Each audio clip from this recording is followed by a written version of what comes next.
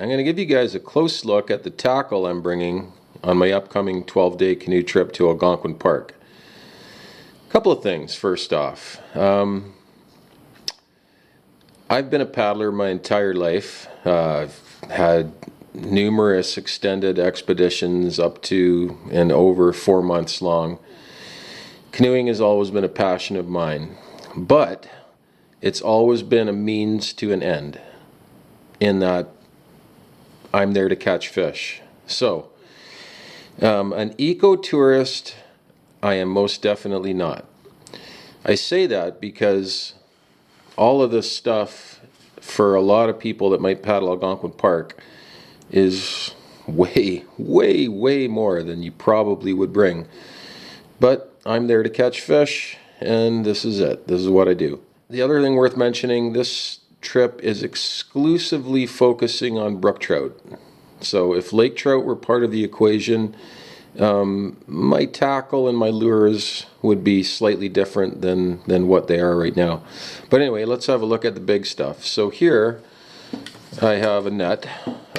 Something, again, I don't always bring. This particular trip, because I'm going to be with my 10-year-old son, and we're double carrying the portages, I think it's probably a good idea. It has a telescopic handle, so it's excellent for scooping up fish from a canoe. This, I always bring worms. I never go brook trout fishing without worms.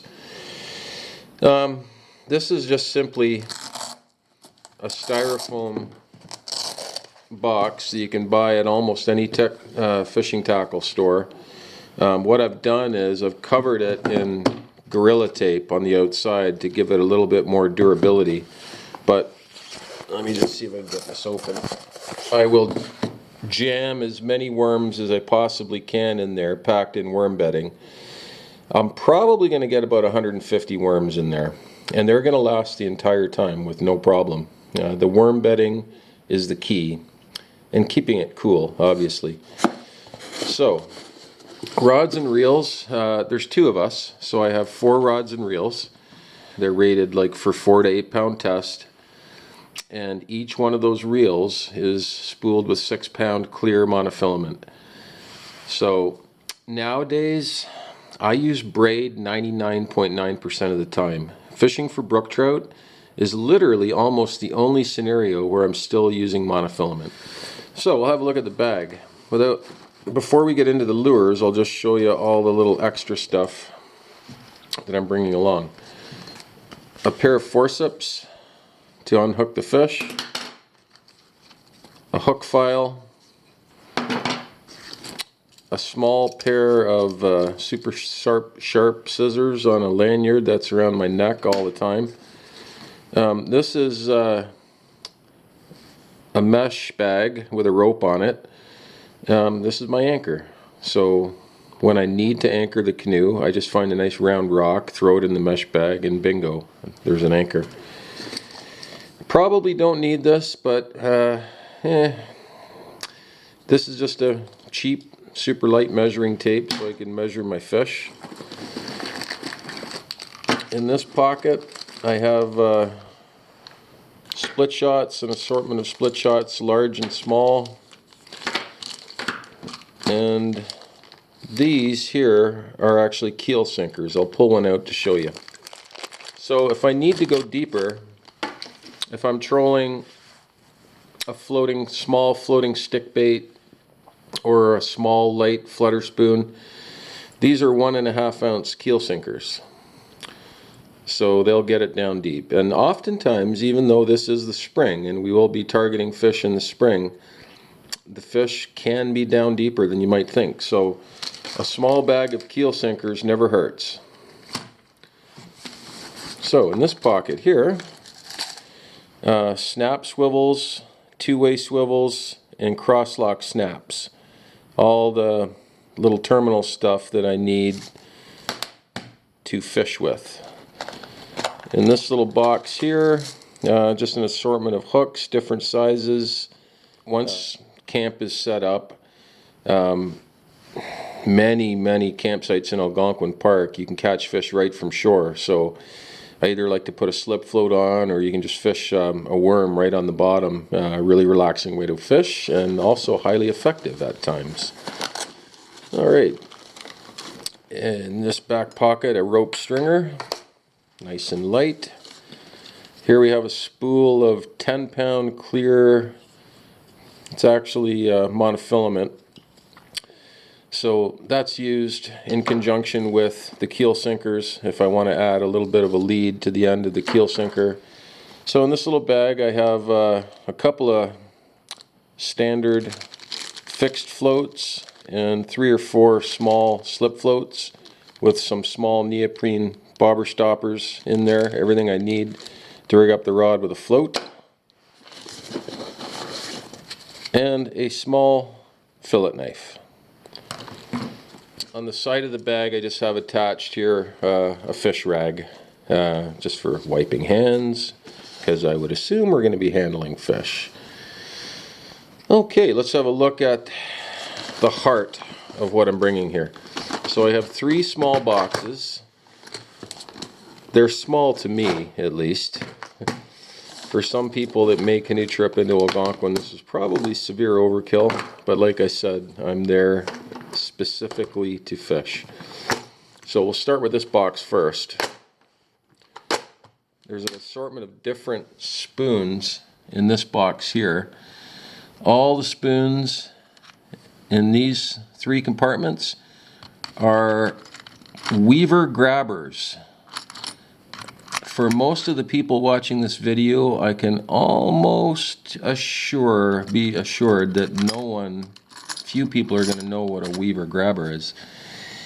They're one of my favorite lures for brook trout, and you cannot get them anywhere. There is a couple of sources online, but you will never find those spoons in a tackle shop. They are a very deadly brook trout spoon. These are Williams Ridgebacks. Relatively new on the market.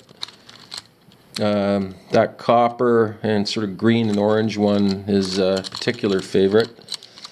In general, anything with copper has always been one of my favorites when it comes to brook trout. So Ridgebacks, these are mostly all daredevils, brighter colors, bright chartreuse, fluorescent orange, yellow and red. Oftentimes you'll be surprised, the brook trout sometimes will hit a brightly colored spoon like that more readily than something a little bit more duller. KO wobblers, another favorite of mine. Gold and orange and silver and orange. And there's the silver and orange ones right there. So they're all deadly spoons. Let's have a look at the next box here.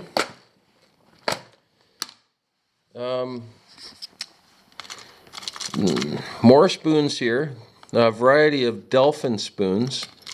Different colors. There's black, there's white, there's somewhere buried in there, there's copper, chartreuse.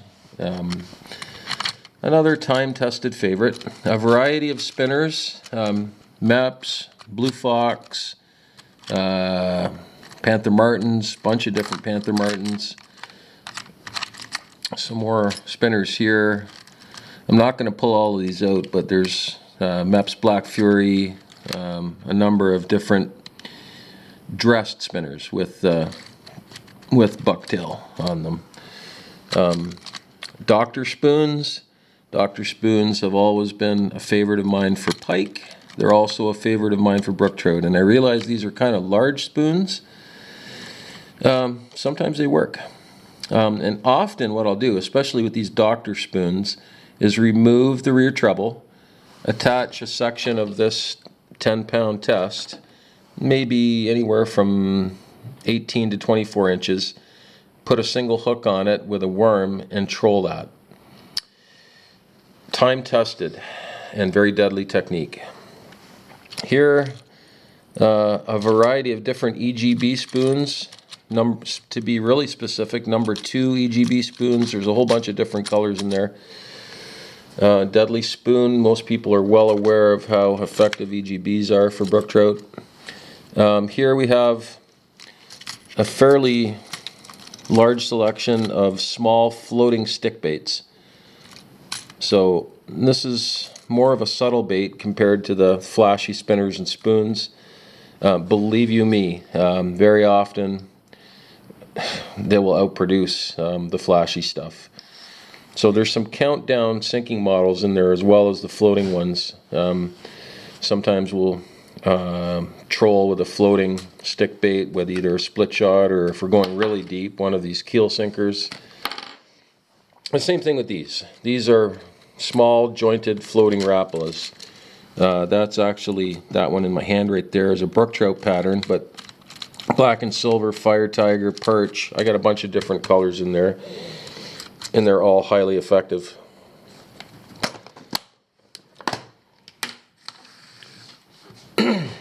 So these are all small, deep diving shad wrap lures made by Rapala.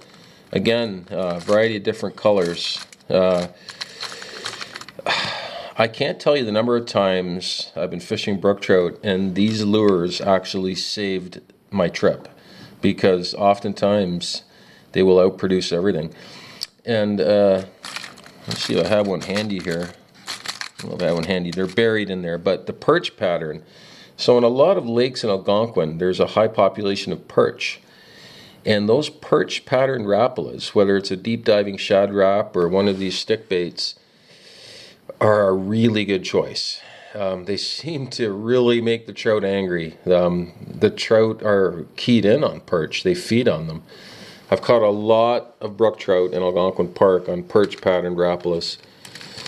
That's just a countdown sinking fire tiger Rapala minnow. And then the rest of my stuff is jig heads, an assortment of jig heads in different sizes, anywhere from 1/8 up to 3/8 ounce, mostly 1/4 ounce, and a variety of different plastic minnows, paddle tail plastics, and this is not a paddle tail, but different colors, pink, just a smelt pattern, looks very much like a lot of different minnows. Again, this is a bait that a lot of people don't think about when they think brook trout, but it's a bait that I've caught a ton of fish on, and it's a versatile bait. You can fish it slow, you can bounce it off the bottom, you can fish it fast, and most trout in lakes eat minnows. They will eat these. Probably what's going to happen is I'm going to end up using 2 lures the entire trip. You know, that's the way it goes. But I like to cover all the bases. And that just about covers everything. That's it. A close look at my Algonquin Park kit.